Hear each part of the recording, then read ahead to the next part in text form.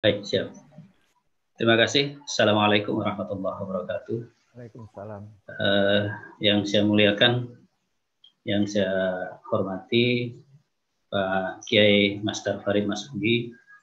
Beliau ini salah seorang cendekiawan Muslim yang sejak saya S1 sudah saya idolakan, terutama terkait dengan pemikiran progresif beliau, khususnya terkait dengan zakat dan dikaitkan dengan pajak tadi. Para sahabat saya di IAIN Pontianak dan juga di UIN Surabaya. Kemudian pada panitia, terima kasih sudah mengundang saya untuk menyampaikan sedikit saja materi. Tadi sebenarnya apa yang disampaikan oleh Pak Kiai, apa yang sudah disampaikan oleh Pak Hadi Arifin tadi sebenarnya sudah cukup. Tetapi memang saya ingin beberapa hal menggarisbawahi. Tadi Pak Kiai menyebutkan bahwa memang zakat ini merupakan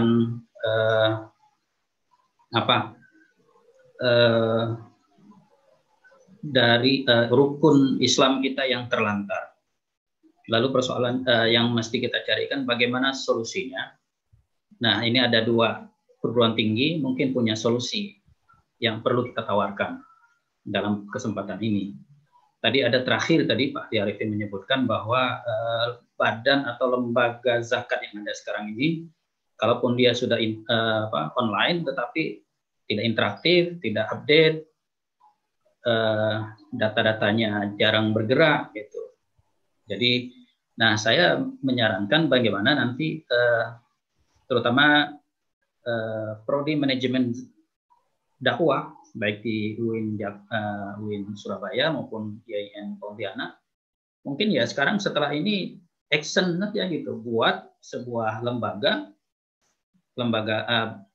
zakat, kemudian itu menjadi, nggak tahu, mudah-mudahan di Surabaya sudah ada, di IAIN Pontianak belum ada lembaga zakat, kemudian dikelola secara profesional sesuai dengan manajemen yang sudah kita ajarin kepada mahasiswa, dan itu sekaligus menjadi laboratorium pengembangan zakat. Secara hukum, saya kira zakat ini di Indonesia sudah cukup baik hukumnya. Mulai dari hukum yang diterapkan oleh pemerintah, yang sudah dibuat oleh pemerintah, sudah ada Undang-Undang Nomor 23 Tahun 2011 dan beberapa turunannya tentang pengelolaan zakat. Kemudian dari MUI, dari aspek hukum Islamnya juga sudah ada. Jadi itu, sebelum sampai ke materi yang saya sudah buat itu, potensi tadi sudah sangat besar, tapi yang baru terkumpul 5-15% itu berarti masih sangat-sangat luar biasa potensi yang perlu kita gali. Tadi disampaikan oleh Pak Kiai bahwa yang perlu dilakukan itu adalah mengambil. Nah, saya tadi barusan membuka lagi Undang-Undang Nomor 23 Tahun 2011. Ternyata memang dalam konteks pengumpulan, bahasanya pengumpulan, tidak penarikan. Jadi ada bab khusus misalnya di Undang-Undang Nomor 23 Tahun 2011, pengumpulan, pendistribusian, pendayagunaan, dan pelaporan. Di pasal 21 ayat 1, dalam rangka pengumpulan zakat, muzaki melakukan penghitungan sendiri atas kewajiban zakatnya. Dalam hal tidak dapat menghitung sendiri kewajiban zakatnya, muzaki dapat meminta bantuan Basnas. Artinya, ini yang aktif itu hanya muzakinya, sementara badan maupun lembaga zakat itu tidak aktif. Padahal tadi kata Pak Kiai, itu harusnya diambil oleh lembaga ataupun amil lah gitu. Nah, mungkin kita perlu ada terobosan di sini, dan jika memungkinkan memang dari aspek hukum, saya kira tadi apa yang disampaikan Pak Kiai sudah cukup lah gitu kan, tidak perlu lagi ada fatwa atau apa. Tapi untuk menguatkan bisa saja misalnya fatwa MUI ada usulan dari mana gitu kan, atau MUI sendiri punya inisiatif membuat fatwa bahwa amil zakat tidak lagi sekedar pasif, tetapi harus aktif mengambil. Nah, mekanismenya tentu harus diatur secara baik, mengambil zakatnya itu. Baik, itu beberapa hal tadi juga disebutkan oleh Pak Kiai bagaimana praktik Abu Bakar, Khalifah Abu Bakar mengambil zakat itu kalau ada yang tidak mau patuh pada aturan untuk mengambil zakat, maka mereka diperangi. Betapa ini menjadi contoh bahwa memang zakat itu sangat-sangat penting dalam tegaknya sebuah negara. Terutama kalau kita lihat di dalam konteks sejarah itu adalah negara Madinah. Nah, masuk pada bagaimana MUI merespon pandemi. Saya kira di slide itu sudah ada bahwa memang MUI ketika awal-awal kita masuk pada kondisi pandemi ke Indonesia ini, MUI sudah mengeluarkan serangkaian fatwa. Fatwa ini dikeluarkan dibicarakan di Komisi Fatwa MUI Pusat. Ada keluar beberapa fatwa. Yang paling awal itu adalah Fatwa nomor 14 tahun 2020, tanggal 16 Maret dikeluarkan tentang penyelenggaraan ibadah dalam situasi terjadi wabah COVID-19. Tetapi dalam pelaksanaannya, fatwa meskipun ini fatwa MUI, masyarakat masih banyak yang katakanlah tadi balelo atau apa istilahnya, tidak mau mengikuti apa yang sudah difatwakan oleh MUI. Misalnya bahwa kita Jumatan boleh diganti zuhur karena kondisi pandemi, tetapi banyak mengatakan, wah ini kok rumah Allah, masa kita meninggalkan rumah Allah, kemudian kalau Allah itu memang mau mematikan kita ya kapan dimanapun. Tetapi kan ini itulah model masyarakat kita. Ketika ada seperti itu, ya mereka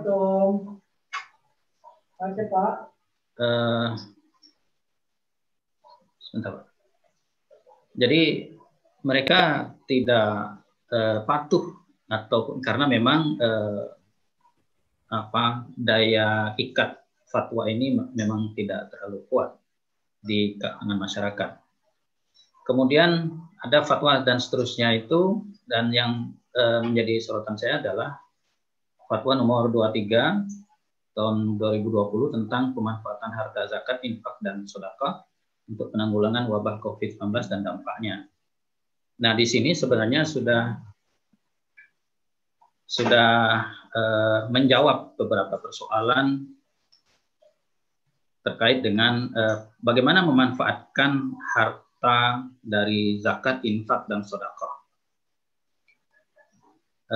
Next saja.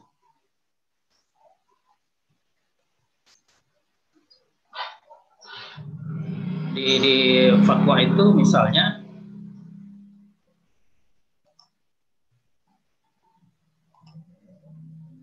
bahwa di fatwa nomor 23 tahun 2020 beberapa hal yang perlu diperhatikan. Memang ada pendapat para ulama yang menjadi dasar, kemudian juga ada fatwa-fatwa MUI sebelumnya juga yang dijadikan dasar.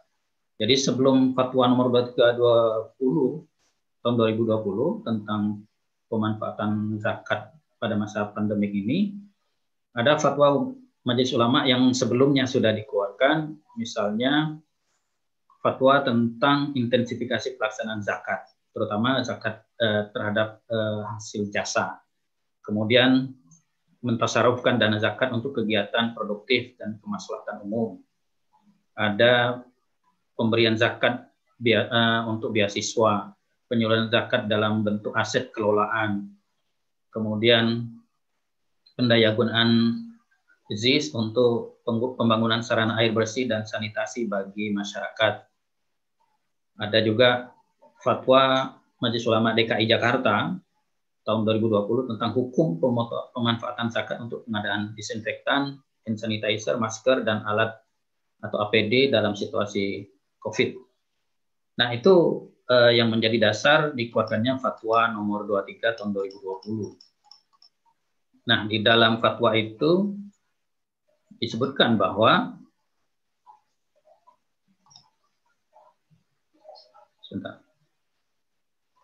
di ketentuan hukumnya bahwa pemanfaatan harta zakat untuk penanggulangan wabah COVID-19 nampaknya hukumnya boleh dengan dhabit sebagai berikut. Bahwa pertama, pendistribusian zakat kepada mustahik secara langsung ketentuan sebagai berikut. Pertama, penerima termasuk salah satu golongan asnaf. Kemudian harta zakat yang didistribusikan boleh dalam bentuk uang tunai, makanan pokok, keperluan pengobatan, modal kerja yang tadi terkait dengan penurunan tingkat ekonomi masyarakat. Jadi bisa di dalam bentuk modal kerja, kalau terdampak langsung bisa dalam bentuk pengobatan, kalau yang terdampak tidak langsung misalnya makanan pokok, dan yang sesuai dengan kebutuhan mustahik. Jadi kuncinya di mustahik tadi. Nah tentu fakir miskin ini mungkin masuk pada bisa menjaring masyarakat yang terdampak. Kemudian pemanfaatan harta zakat boleh bersifat produktif, antara lain untuk stimulasi kegiatan sosial ekonomi fakir miskin yang terdampak wabah. Jadi MUI sudah memutuskan bahwa ini bisa dimanfaatkan untuk ekonomi produktif. Nah, kemudian saya lanjut dulu tentang fatwanya ini. Kemudian masih di poin 1, pendistribusian untuk kepentingan kemaslahatan umum dengan ketentuan sebagai berikut. Penerimaan manfaat termasuk harus golongan penerimaan termasuk golongan asnaf atau fisabilillah. Kemudian pemanfaatan dalam bentuk aset kelolaan atau layanan bagi kemaslahatan umum, khusus kemaslahatan mustahik, seperti untuk penyediaan alat pelindung diri, disinfektan dan pengobatan, serta kebutuhan relawan yang bertugas melakukan aktivitas kemanusiaan dalam penanggulangan wabah. Jadi bisa digunakan untuk pengadaan alat-alat kesehatan. Kemudian zakat boleh ditunaikan dan disalurkan lebih cepat, terutama untuk zakat mal. Jadi tidak perlu menunggu 1 tahun. Yang penting nisabnya sudah terpenuhi. Kemudian zakat fitrah boleh ditunaikan dan disalurkan sejak awal Ramadan yang kemarin. Ini terkait dengan Ramadan kemarin. Jadi tidak perlu menunggu di akhir Ramadan. Kemudian kebutuhan penanggulangan wabah COVID dan dampaknya tidak dapat dipenuhi jika tidak dapat melalui zakat, maka dapat digunakan melalui infak, sedekah dan sumbangan halal lainnya. Jadi jika zakat masih kurang, bisa gunakan yang lainnya, infak dan sedekahnya. Nah itu saja terkait dengan Fatwa nomor 23 tahun 2020. Pada dasarnya dengan bermodalkan fatwa ini, dengan berbasis atau berdasarkan fatwa ini, sebenarnya untuk penanggulangan dampak baik langsung maupun tidak langsung menggunakan zakat itu sudah sangat memungkinkan untuk dilakukan. Persoalannya lagi tadi kembali kepada apa yang disampaikan di awal tadi adalah potensi apakah sudah bisa diambil. Persoalannya bukan hanya sekedar mengumpulkan, tapi mengambil. Mengumpulkan itu dengan cara aktif, bukan pasif. Lembaga itu hanya nunggu saja. Yang ada terjadi hari ini ya seperti itu. Beberapa penelitian mahasiswa yang saya bimbing, memang masyarakat itu harus aktif, bukan amilnya, bukan lembaganya atau bukan badan amil zakatnya yang aktif. Padahal sudah dicontohkan di dalam sejarah tadi itu, para sahabat terutama pada masa Abu Bakar, orang yang tidak mau bayar itu maka diperangi. Artinya apa? Perlu ada kekuatan dari aspek penguasa. Tinggal bagaimana kalau saya melihat tadi Undang-Undang Nomor 23 tahun 2011 tentang pengelolaan zakat ini memang kalaupun undang-undangnya tidak diubah, tetapi turunannya itu bisa memasukkan bagaimana mekanisme pengambilan zakat oleh badan atau lembaga zakat. Sehingga masyarakat kalau kita menunggu kesadaran, ya agak sulit mungkin. Jadi sehingga seperti yang dilakukan oleh sahabat Abu Bakar. Ya boleh jadi kita bagaimana caranya menerapkan itu dalam konteks keindonesiaan hari ini. Jadi sekali lagi persoalannya bukan pada, menurut saya bukan pada bagaimana untuk apa zakatnya, tetapi bagaimana mengambil zakat itu, terutama terkait dengan zakat mal. Kalau zakat fitrah saya kira kesadaran masyarakat sudah cukup baik, apalagi jika setiap Ramadan selalu diingatkan. Yang persoalan adalah zakat mal.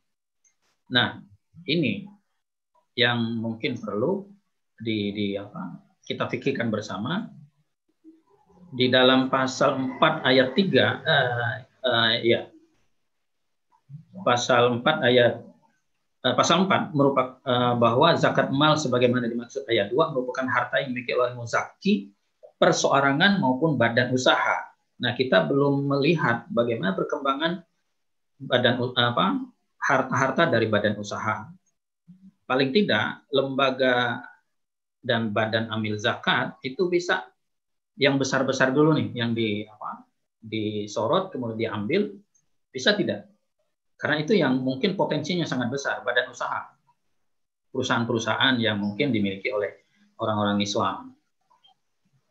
Bisa nggak itu diambil dengan mekanisme yang diatur oleh mungkin keputusan presiden atau turunan dari undang-undang.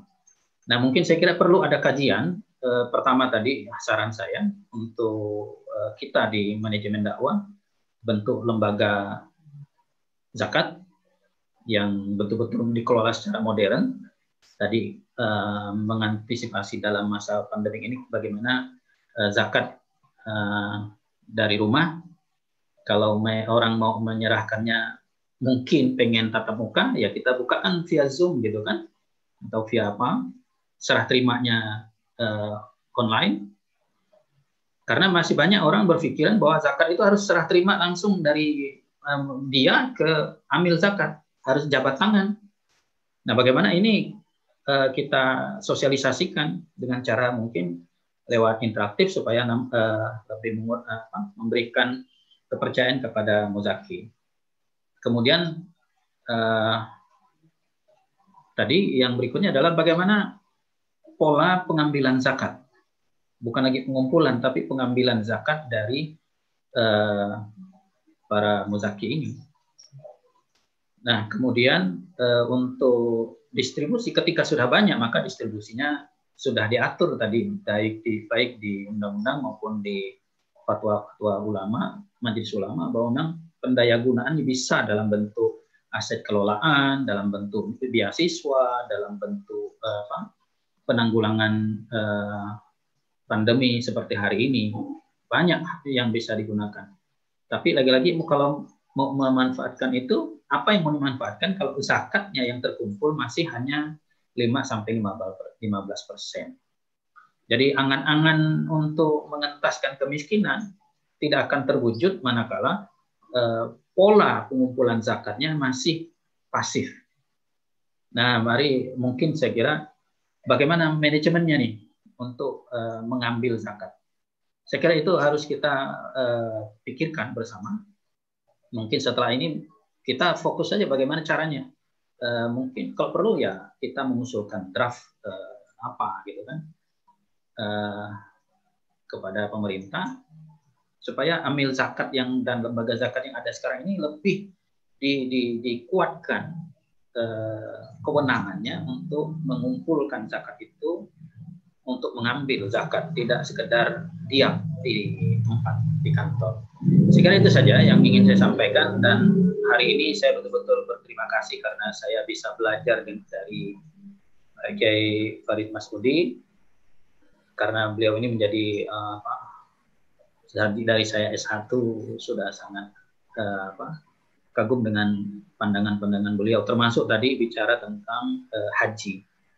Cuma hari ini belum ada yang, sepertinya pemerintah juga masih belum bisa menerima pandangan beliau 3 bulan pelaksanaan haji itu.